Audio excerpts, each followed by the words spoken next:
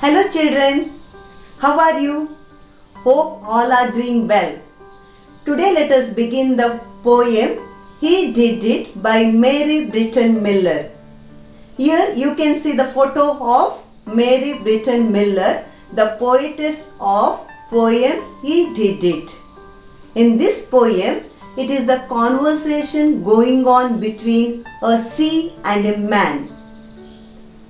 Children, observe the first stanza of the poem. Said the dangerous sea, you'll not conquer me. Try as hard as you can. You are not a whale. You are not a shark. You cannot walk on the waves, young man. In the first stanza, the sea tries to prove its superiority, leadership, greatness over man by saying, man, you cannot conquer me. Here conquer means win over or overcome. It means the sea says that, man, you cannot win over me. You cannot take control over me. Even you cannot face the strong waves of me, because you are not a whale, you are not a shark. Shark is a big fish of sea. Whale is a large sea mammal or big sea animal, looks like a big fish. The dangerous sea says that try how much ever you can, but you cannot conquer me. As an answer to the challenge of the sea, the man prepares a boat. Observe the second stanza. So he made a boat that was able to float. Ho, ho, said his foe. It floats all right and it's watertight, but you can't make it go. Oh yes, I can, replied the young man, and he made some oars and learned how to row. Children, in this stanza we can see that man accepts the challenge of the sea and he prepares a boat which was able to float in the water. By looking at the boat, oh, oh, said his foe. Here foe means enemy. Who is the enemy of man? The sea is the enemy of man. It makes the fun of man. The sea tells that it floats all right and it's watertight, but you can't make it go.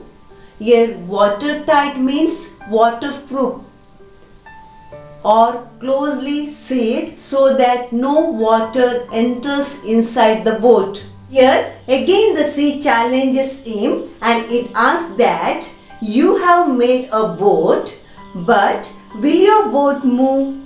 No, you can't make it go, said the dangerous sea. Did the man accept the defeat?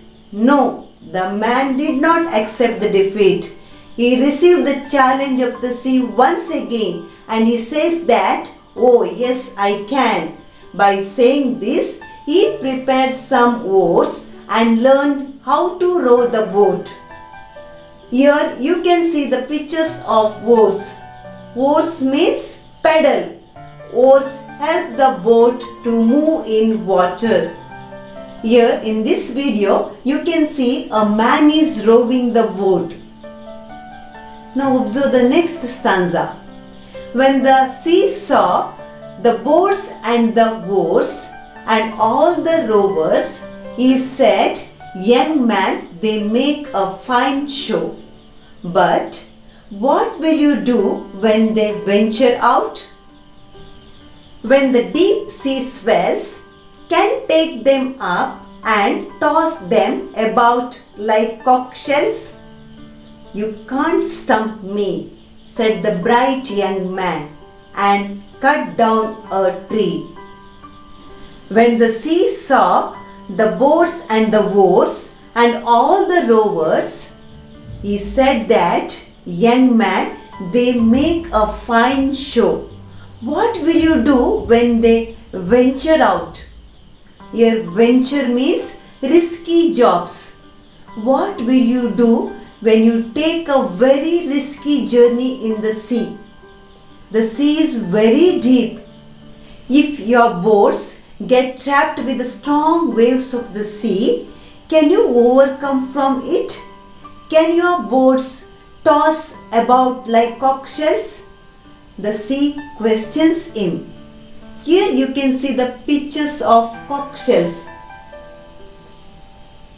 The sea says, your boat may dump into the water. I will just throw you out of the water. You can't stump me, said the bright young man. Bright means clever, smart. You can't take me easily, said the young man, and he cut down a tree. Here stump means defeat or to give someone a very difficult problem. Observe the next stanza. And he made a tall mast and rigged it with sails to catch the high winds and weather the gales. When the ships set out with their sails unfurled to cross the Atlantic and discover the world, the sea looked them over. Let us know the meaning of these words. Mast, a tall pole on boat or ship that supports its sails. Rigged, provided. Gales, very strong wind. Unfurl, spread out. Discover, find out something previously unseen or unknown. To face the strong winds and to give the answer to the sea's question, the man cut down a tree and made a tall mast which would face the strong winds of the sea. And he rigged it with sails. Here rigged means provided. Sails means a piece of material extended on a mast to catch the wind. At the last, ships were all set out to sail. They crossed the Atlantic and discovered the new world, new place. Observe the poem. From stern to stern, and when he saw with considerable awe that Columbus himself was one of them, he said with the show of humility, I admit, young man, you have conquered me. Here, from stern to stern means over the full length of a ship from front to back. Humility means humbleness. In the last stanza, we come to know that the sea looked over the full length of the ship. It respected the achievement of the man. It agrees or admits this with considerable awe. Here considerable means great. Awe means respect mixed with fear. It declares the man is the real conqueror. The man has won the sea. The sea said with show of humility. Humility means humbleness. The sea show its greatness of art by saying, I admit you, young man, you have conquered me. By preparing the ship, the man has defeated the sea. Here admit means agree, accept or appreciate. The greatest explorer that Columbus was one of them. Christopher Columbus was one of the greatest sailors who went on journey by sea and discovered the new world. He is the greatest explorer. Columbus was born in Genoa, Italy in 1451. He died in 1506.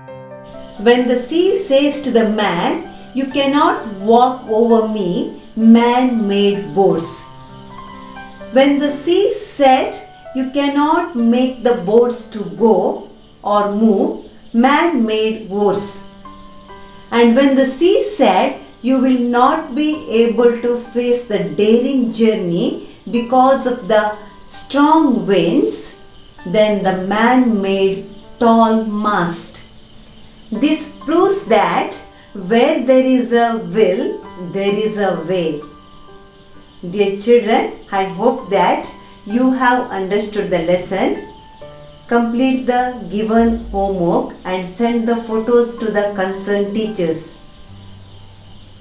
Thank you.